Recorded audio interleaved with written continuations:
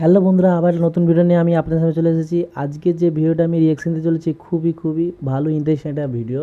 তো জিনরা কিভাবে বিয়ে করে, জিন হ্যাঁ জিনরা কিভাবে বিয়ে করে সেই সম্পর্কে নিয়ে আজকে ভিডিওটা রিয়াকশন দিতে চলেছি। আপনি এইদের বিয়ে দেখলেই আপনি অবাক হয়ে যান। সম্পর্কে ভিডিও নিয়ে চলে এসেছি, খুবই একটা ইন্টারেস্টিং রিয়াকশন ভিডিও। আপনারা যদি দেখেন না, খুবই দেখলেই আপনাদের খুবই একটা ভয়ঙ্কর টাইপের ভিডিও হচ্ছে, খুবই মজাদার ভিডিও। আপনি কিছু বলুন। আমি কি বলবো, দেখা যাক ভিডিওটা। তো চলুন ভিডিও দেখা যাক, চলুন। আল্লাহ তাআলা এই পৃথিবীতে সকল ধরনের মাখলুকাত সৃষ্টি করেছেন, যেখানে জিন এবং মানুষও রয়েছে, আর এদের মধ্যে তাদের জোড়াও সৃষ্টি করা হয়েছে। কিছু লোক এটা ভাবে জিন কখনো বিবাহ করে না, কিন্তু এটা সত্য যে জিন বিবাহ করে থাকে আর তারা বাচ্চাও জন্ম দিয়ে থাকে। এটা সত্য যে জিনেদের নিকাও পড়ানো হয় আর তাদের বিয়ে মানুষের মতোই হয়ে থাকে। মুসলমানদের প্রত্যেক পন্থায় জিন জাতির অস্তিত্বকে বিশ্বাস করেন। একইভাবে কুফফার এবং আহলে কিতাবেও জিন জাতির অস্তিত্বকে সত্য বলে মেনে নেওয়া হয়েছে। আরবের মুশরিক এবং অন্যান্য সম্প্রদায়ও জিনের অস্তিত্বকে বিশ্বাস করে থাকত। তো আজকের এই ভিডিওতে আমরা জানবো জিনেরা কিভাবে বিবাহ করে থাকে আর তাদের বিয়েতে কি করা হয়। সেই সঙ্গে একটি সত্য ও আশ্চর্য অদ্ভুত ঘটনাও বলবো, যখন এক মৌলভী সাহেব ভুল করে এক জিনের বিবাহ পড়িয়ে দিয়েছিলেন। তো তখন সেই জিন তার সঙ্গে কি করেছিল জেনে আপনিও অবাক হয়ে যাবেন। তাহলে চলুন বেশি দেরি না করে ভিডিওর প্রধান অংশের দিকে এগিয়ে যাওয়া যাক। কিন্তু তার আগে আপনার কাছে একটি ছোট রিকোয়েস্ট থাকবে যে ভিডিওটিতে একটি ছোট লাইক অবশ্যই করবেন। এক মৌলভী সাহেব ছিলেন যার নাম ছিল নওয়াজ। বলা হয়ে থাকে যে তিনি বাচ্চাদের কোরআন শিক্ষা দিতেন আর সেই সঙ্গে বাচ্চাদের দুনিয়াবী শিক্ষাও দিতেন। বর্তমানে বিজ্ঞান অনেক এগিয়ে গিয়েছে, কিন্তু বিজ্ঞান এখনো জানতে পারেনি জিন জাতির অস্তিত্ব আছে কিনা। এই জন্য বিজ্ঞান বলে দিয়েছে জিন জাতির কোনো অস্তিত্বই নেই। কিন্তু আলহামদুলিল্লাহ আমরা মুসলমান আর আমরা বিশ্বাস করি যে পশু পাখি মানুষ আর অন্যান্য মাখলুকাতের মতো ফেরেশতা এবং জিনেরও অস্তিত্ব রয়েছে। কারণ পবিত্র কোরআনেও জিন জাতির কথা উল্লেখ করা হয়েছে। এই জন্য আমরা বিশ্বাস করি শুধু জিনের অস্তিত্ব রয়েছে তাই নয়, বরং ওরা আমাদের আশেপাশেই বসবাসও করে থাকে। যদিও আমরা ওদের দেখতে পাই না। যেভাবে মানুষদের মধ্যে ভালো ও খারাপ রয়েছে, তেমনি তাদের মধ্যেও কেউ ভালো আবার কেউ খারাপ হয়ে থাকে। তো আজ আপনাদের যেই ঘটনার সঙ্গে পরিচয় করাতে যাচ্ছি সেটি কোনো খারাপ জিনের নয়, বরং এক ভালো জিনের কাহিনী। মৌলানা সাহেব বলছিলেন, রাতের কোনো সময়ে তা তো মনে নেই, কিন্তু হঠাৎ করে কেউ আমার ঘরের দরজায় আওয়াজ দিল, অর্থাৎ কেউ দরজাতে ধাক্কা দিয়েছে। আল্লাহ তাআলা আমাকে একটি ক্ষমতা দিয়েছেন, আমি যতই গভীরে ঘুমিয়ে থাকি না কেন সামান্য আওয়াজেও আমার ঘুম ভেঙে যায়। এই জন্য আমি জেগে উঠলাম আর দরজার দিকে দেখতে লাগলাম। কিছুক্ষণ পর দ্বিতীয়বার ধাক্কানোর শব্দ শুনতে পেলাম। তো আমি আমার পাশে রাখা মোবাইল উঠিয়ে সময় দেখলাম কেবল রাত 11:21 হয়েছে। তৃতীয়বার কেউ দরজায় ধাক্কা দিল আর আমার নাম ধরে ডাক দিল। আমি উঠে দ্রুত দরজা খুলে দিলাম। বাইরে দেখতে পেলাম অচেনা দুজন যুবক ছেলে দাঁড়িয়ে রয়েছে। আমি তাদের দেখে চেনার চেষ্টা করলাম, কিন্তু এর আগে আমি তাদেরকে কখনোই দেখিনি। তারা বলল, মৌলভী সাহেব, আমাদের এখানে বিয়ে হচ্ছে আর আমরা আপনাকে বিয়ে পড়ানোর জন্য নিতে এসেছি। আমি বললাম, মাফ করবেন, কিন্তু আমি তো আপনাদের চিনতে পারছি না, দয়া করে আপনাদের সম্পর্কে কিছু বলুন। ওরা বলল, আমরা আপনার প্রতিবেশী গ্রামে থেকে এসেছি। আমি বললাম, তোমাদের নাম কি? ওদের মধ্যে একজন বলল, আমার নাম জানজার আর ওর নাম ইফক। আমি ভাবতে লাগলাম ওদের নাম তো খুবই অদ্ভুত। কিছুক্ষণ কথাবার্তা বলার পর আমি ওদের সঙ্গে যাওয়ার জন্য প্রস্তুত হয়ে গেলাম। মাওলানা সাহেব বলছেন, সেই সময় মার্চ মাস চলছিল, তাই রাতে একটু ঠান্ডা পড়ছিল। ওরা দুজন আমার আগে যাচ্ছিল আর আমি ওদের পিছনে। ওদের হাঁটার গতি ছিল খুবই দ্রুত, কিন্তু আমার জন্য ওরা আস্তে যাচ্ছিল। এইভাবে 20 মিনিটে হেঁটে যাওয়ার পর তারা হঠাৎ করে তাদের রাস্তা পরিবর্তন করলো, আর যা দেখে আমি ঘাবড়ে যাই। কারণ গ্রামটি তো অন্যদিকে ছিল আর ওরা যেদিকে যাচ্ছিল সেদিকে বিশাল বড় ফাঁকা মাঠ ছিল। সাধারণত ওই মাঠে দিনের বেলায় গ্রামের ছেলেরা ক্রিকেট ও অন্যান্য খেলা খেলতো। আমি ওদেরকে জিজ্ঞেস করলাম, ভাই আপনারা কোথায় যাচ্ছেন? গ্রাম তো ওইদিকে, এদিকে তো শুধু ফাঁকা মাঠ। ওরা জবাব দিল, জি আসলে গ্রামে বড় জায়গা ছিল না, তাই আমরা বিয়ের শামিয়ানা এখানেই টানিয়েছি। আমি নীরবে ওদের পিছু হাঁটতে লাগলাম। ওরা দুজন বারবার পিছনে ঘুরে আমার দিকে দেখছিল, যেন এটা খেয়াল রাখছিল আমি ওদের সঙ্গে যাচ্ছি কি যাচ্ছি না। চলতে আমি তাদের আবারও জিজ্ঞেস করলাম, শোনো ভাই, তোমাদের এখানে বিয়েই হচ্ছে তো? ওরা বলল, জি হ্যাঁ। আমি আবার বললাম, তাহলে সবকিছু এত নীরব কেন? কোথাও কোনো আওয়াজ শুনতে পাচ্ছি না কেন? কারণ আমরা মাঠের একদম কাছে পৌঁছে গিয়েছিলাম, কিন্তু সেখানে সবকিছু একদম শুনশান নীরব ছিল। ওরা জবাবে বলল, প্রস্তুতি নেওয়া আছে, বিয়ের পর সবকিছু শুরু হয়ে যাবে। এরপর তারা আবারও চলতে লাগলো। আরও 5 মিনিট হাঁটার পর আমি ওই শামিয়ানা দেখতে পেলাম। আরও 2 মিনিট হাঁটার পর আমরা শামিয়ানার ভিতরে প্রবেশ করে গেলাম। সেখানে চারিদিকে বেশ সুন্দর করে আলোকসজ্জায় সাজানো হয়েছিল। আমি অদ্ভুত চোখে সবকিছু দেখতে লাগলাম। তখন ওই কেউ একজন বলে উঠল, স্বাগতম মৌলভী সাহেব। আমার সামনে কুর্তি পাজামা পরে একজন লোক দাঁড়িয়েছিল। জানজার নামের যে যুবকটি আমাকে নিয়ে এসেছিল সে বলল, ইনি বরের পিতা আর ওনার নাম সর্দার মানুষ। সর্দার মানুষ বললেন, আসুন মৌলভী সাহেব, আমি আপনাকে সামনের দিকে নিয়ে যাই। সে আগে আগে যেতে লাগলো আর আমি তার পিছনে পিছনে। একটি জায়গায় পৌঁছানোর পর সে এক লোকের দিকে ইশারা করে বলল, ইনি হলেন কনের পিতা আর ওনার নাম শর্মক সাহেব। আমি একটু হেসে শর্মক সাহেবের দিকে হাত বাড়িয়ে দিলাম। সে অনেক উষ্ণভাবে আমার সঙ্গে করমর্দন করলো।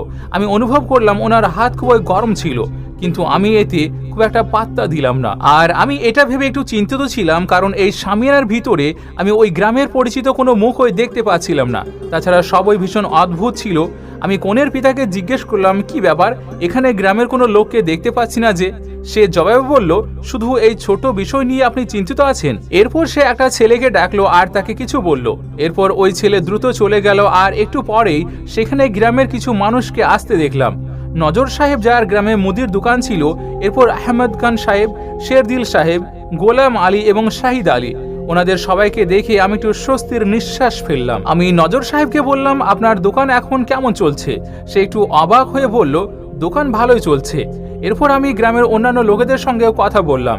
এর মধ্যে ইফক সাহেব এসে বললেন, মৌলভী সাহেব, আপনি বিবাহ পড়ানো শুরু করে দিন, দেরি হয়ে যাচ্ছে। আমি বললাম, জি চলুন তাহলে। এরপর আমি বিবাহ পড়ালাম। এরপর তিনি আমাকে মিষ্টি খেতে দিলেন, বিবাহ সম্পূর্ণ করার জন্য টাকাও দিলেন আর খাবারও খেতে দিলেন। খাবার এতটাই সুস্বাদু ছিল যে আমি ভাষায় বর্ণনা করতে পারবো না। এরপর ইফক এবং জানজার, যারা আমাকে নিয়ে এসেছিল, ওরা আমাকে আবার আমার বাড়ির দরজা পর্যন্ত এসে পৌঁছে দিয়ে গেল। ওরা চলে যাওয়ার পর আমি অজু করে আবারও ঘুমানোর প্রস্তুতি নিতে লাগলাম।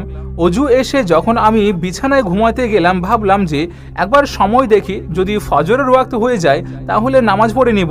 কিন্তু সময় দেখে আমি হতভম্ব হয়ে থেকে গেলাম, কারণ আমার এরকম মনে হয়েছিল আমি বাইরে যাওয়ার পর বেশ সময় সেখানে অতিবাহিত হয়েছে। কিন্তু যখন মোবাইলে সময় দেখলাম, দেখতে পেলাম খুব একটা বেশি সময় লাগেনি আমার। সকালবেলায় আমি সেই গ্রামে ওই লোকেদের সঙ্গে কথা বললাম যাদের সঙ্গে আমি রাতে কথা বলেছিলাম। যখন আমি তাদের রাতে ঘটনার সম্পর্কে জানালাম, তারা বলল, আমরা তো রাতে কোথাও বের হয়নি, এমনকি কোনো বিয়ের দাওয়াতেও যাইনি। এই কথা শুনে আমি চরম বিস্ময়ের পর্যায়ে পড়ে গেলাম। এরপর আমি বাড়ি ফিরে আসলাম। যখন আমি বিবাহের মিষ্টি এবং টাকা দেখতে পেলাম, তখন বিশ্বাস হয়ে গেল যে এই সব কিছু আমার ভ্রম ছিল না। পরবর্তীতে আমি জানতে পারলাম এই বিবাহ মানুষের নয়, বরং জিনের ছিল। আমি এক জিনের বিবাহ পড়িয়েছিলাম। আর এখনো যখন আমার ওই ঘটনার কথা মনে পড়ে যায়, তখন আমার শরীরের লোম একেবারে দাঁড়িয়ে যায়। কিন্তু আমি আল্লাহর কাছে শুকরিয়া আদায় করি যে ওরা নেক এবং মুসলমান জিন ছিল। ওরা আমাদের কোনো ধরনের ক্ষতি করেনি। অনেক পুরানো জামানার কথা, বাগদাদে একজন ব্যবসায়িক বসবাস করতেন, আর যিনি খুবই নেক এবং মাযহাবী ব্যক্তি ছিলেন। তার এক কন্যা এবং 2 পুত্র ছিল। এছাড়াও তার ঘরে তার মা এবং বিবিও বসবাস করত। সেই বণিকের মায়ের চোখের জ্যোতি অনেকটাই কমে গিয়েছিল, কিন্তু তার বউ তার মাকে খুবই দেখাশোনা করত, খুবই ভালো করে খেদমত করত। বণিকের একমাত্র কন্যা ছিল, আর তার বিবাহের সম্বন্ধও ঠিক করা হয়ে গিয়েছিল, আর বিবাহের দিনও কাছেই চলে আসছিল। এই বণিকের প্রত্যেক সময়ে নিজের কন্যার বিবাহের কথায় মাথাতে ঘুরপাক খেত। ব্যবসায়ীর কারবার ভীষণ বড় ছিল, আর তিনি খুবই ইমানদারির মাধ্যমে জিনিসপত্র কেনাবেচা করতেন।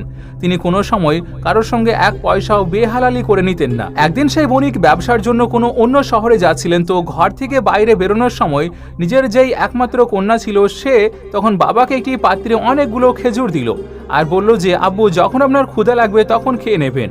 এরপর ব্যবসায়ী ঘর থেকে বেরিয়ে পড়লেন, আর 3 দিন পর্যন্ত সফর করার পর শেষ পর্যন্ত তিনি সেই দ্বিতীয় শহরে পৌঁছে গেলেন। সেখানে গিয়ে সেই ব্যবসায়ী নিজের সমস্ত জিনিসপত্রকে বেচে দিলেন, আর সেখান থেকে অন্যান্য জিনিসপত্রগুলোকে কিনে নিজের উটের উপর চাপিয়ে নিলেন আর বাড়ির দিকে রওনা হতে শুরু করলেন। তো বলা হয়ে থাকে যে ভাগ্যে যেটি লেখা থাকে সেটি হয়েই তবে ক্ষান্ত হয়, আর ঠিক এমনই সেই ব্যবসায়ীর সঙ্গে হলো। সেই ব্যবসায়িক যে রাস্তা দিয়ে যাচ্ছিলেন, সেই রাস্তাটি খুবই বিপজ্জনক রাস্তা ছিল, আর সেই জন্য তিনি অন্য রাস্তা ধরলেন। এবার এই নতুন রাস্তাটি অনেকটাই মরুভূমির মতো ছিল, আর দূরত্ব অনেকটা বেশি ছিল। এই জন্য এখানে পানির নাম নিশানা দূর দূর পর্যন্ত ছিল না। সফরও অনেক লম্বা ছিল, আর সেই জন্য তার কাফেলা চলতে চলতেই সূর্য ডুবতে শুরু করলো। তো এর মধ্যে সেই ব্যবসায়িক একটি পানির কূপ দেখতে পেলেন। তো সেই জন্য তিনি নিজের সাথীদেরকে বললেন, আমরা এবার কিছুটা সময় এখানেই থেমে যাব। মরুভূমিতে সন্ধ্যা নেমে যাওয়ার দৃশ্যটি খুবই অদ্ভুত রকমের আকর্ষণীয় হয়ে থাকে। বণিক ব্যক্তিটি সেই খেজুরগুলোকে হাতে নিয়ে এবার কূপের দিকে এগোতে শুরু করলেন, আর সেখানে পৌঁছিয়ে কূপের উপরে বসলেন। আর কুদরতের এই অসম্ভব সুন্দর দৃশ্যকে দেখে আল্লাহ রাব্বুল আলামিনের হামদ ও শানা বয়ান করতে লাগলেন। আর তারপর তিনি নিজের কাছে থাকা সেই খেজুরকে খেতে শুরু করলেন। বণিক ব্যক্তিটি খেজুরগুলোকে খাচ্ছিলেন আর খেজুরের আঁটিগুলোকে ফেলে না দিয়ে নিজের কাছে রেখে দিচ্ছিলেন। কিন্তু হঠাৎ করে না জানি তার মনে কি আসলো, আর সেই জন্যই একটি খেজুরের আঁটিকে কূপের ভিতরে জোর করে মারলেন। কিন্তু যখন তিনি কূপের ভিতরে দেখলেন তো আশ্চর্য হয়ে থেকে গেলেন, কেননা কূপের সমস্ত পানি লাল বর্ণের হয়ে গিয়েছিল। আর যেই দৃশ্যকে দেখে বণিক তো খুবই আশ্চর্য হলেন, কিন্তু তিনি এর কারণকে একদমই বুঝতে পারলেন না। তিনি ভাবলেন যে হয়তো সূর্য অস্ত যাচ্ছে আর এই জন্য এই কূপের পানি লাল হয়ে গিয়েছে, কেননা সূর্য অস্ত যাওয়ার সময় তো সূর্যের রং লাল বর্ণেরই হয়ে থাকে। এরপর তিনি কিছু খেজুর খাওয়ার পর পুনরায় সেই কাফিলার কাছে গিয়ে বসে গেলেন।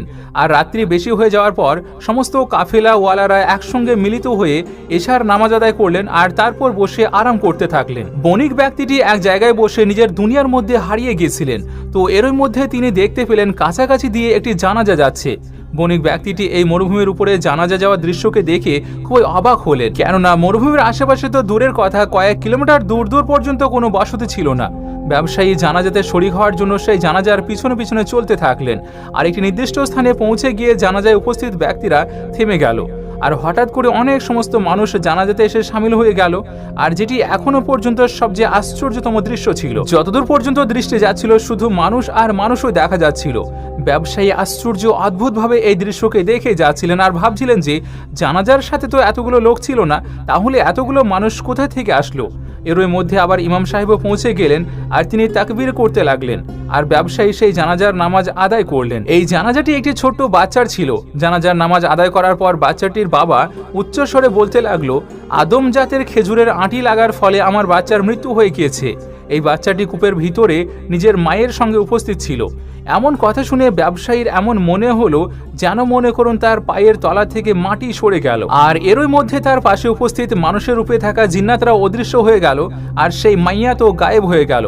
এবার ব্যবসায়ীর সামনে সেই জিন দাঁড়িয়েছিল যার বাচ্চাটি খেজুরের আঁটি লাগার ফলে মারা গিয়েছে। আর যা দেখে এবার ব্যবসায়ীর হাত পা কাঁপা শুরু করলো।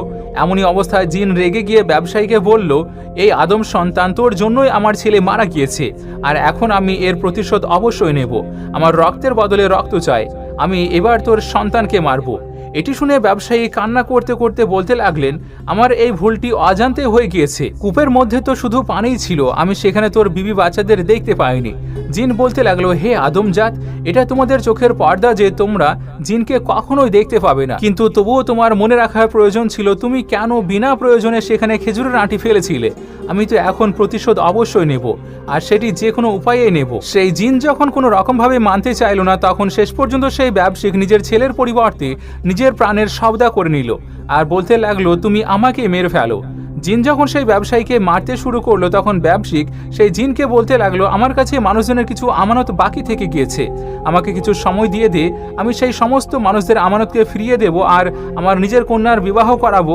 জিন খুবই রাগান্বিত হয়েছিল, কিন্তু ব্যবসায়িক বললেন, যদি তুই আমাকে মারতে চাস তাহলে তুই আমার প্রাণটা এখনই নিয়ে নে, কিন্তু যখন কিয়ামতের দিন আমার আমানতের খেয়ানতের প্রশ্ন উঠবে তখন আমি তোর দিকে ইশারা করব। জিন এমন কথা শুনে চমকে উঠল আর বলল, হে আদম সন্তান, আমি তোকে 40 দিনের সময় দিচ্ছি। 40 দিনের পর তুই সন্ধ্যার সময় এই কূপের কাছে পৌঁছে যাবি যেখানে আমার পুত্রকে তুই হত্যা করেছিস, আর না হলে আমি তোর বংশধরদের মধ্যে যে কারোর প্রাণ নিয়ে নেব। এরপর ব্যবসায়িক আল্লাহর কসম খেলেন আর জিনের সঙ্গে প্রতিশ্রুতিবদ্ধ হলেন, আর জিন সেই জন্য তাকে সেখান থেকে যেতেও দিল। ব্যবসায়িক যখন উদাস মনে নিজের কাফেলার কাছে পৌঁছালেন, তখন কাফেলাওয়ালারা বলতে লাগলো, জনাব, আপনি কোথায় চলে গিয়েছিলেন? আমরা আপনাকে ডাকছিলাম, তবুও আপনি একা একা চলেই যাচ্ছিলেন।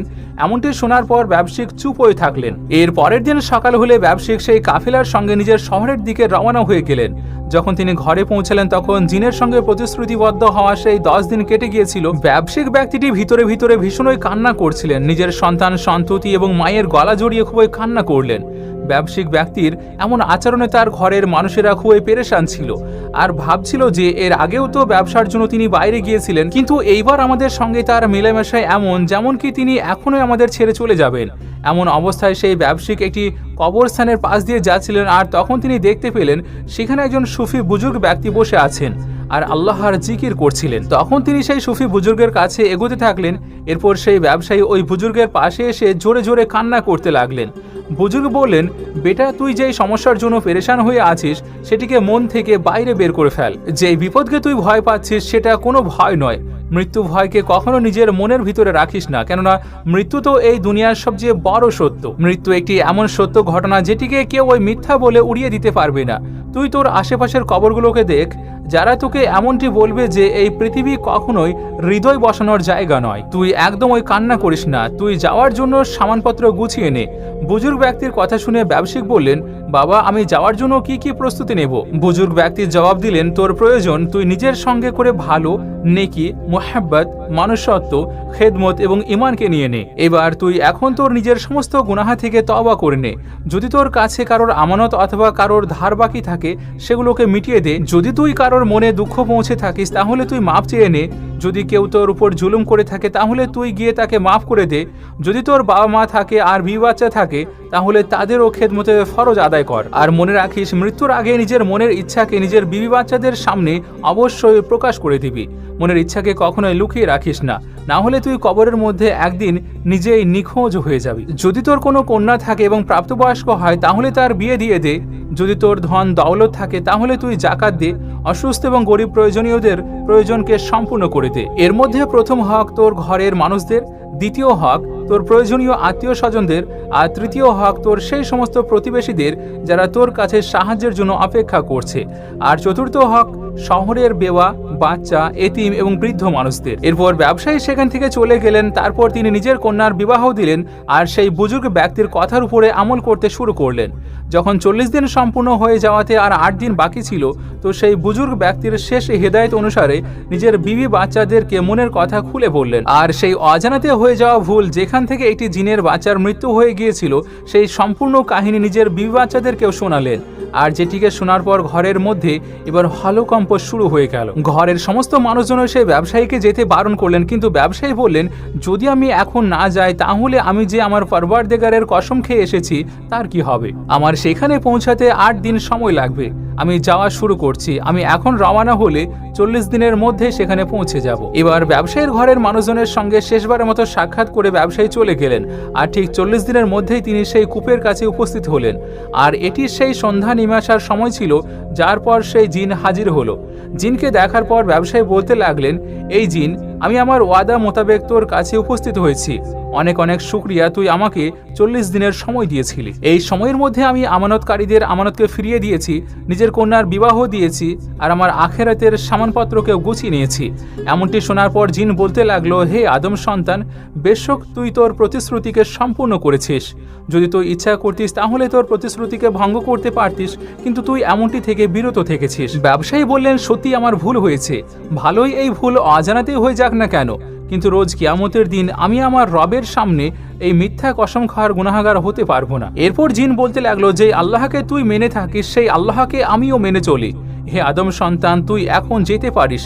তোর কথাতে খুশি হয়ে আমি আমার সন্তানের হত্যা এবং আমার দেওয়া সাজা থেকে তোকে মুক্তি দিচ্ছি। যা, এখন তুই তোর ঘরে পুনরায় ফিরে যা আর তাদের সঙ্গে হাসি খুশি দিন কাটাতে থাক। তো বন্ধুরা, দেখতে পেলেন ভিডিওটা খুবই একটা, বলতে গেলে খুবই ভালো ভিডিও।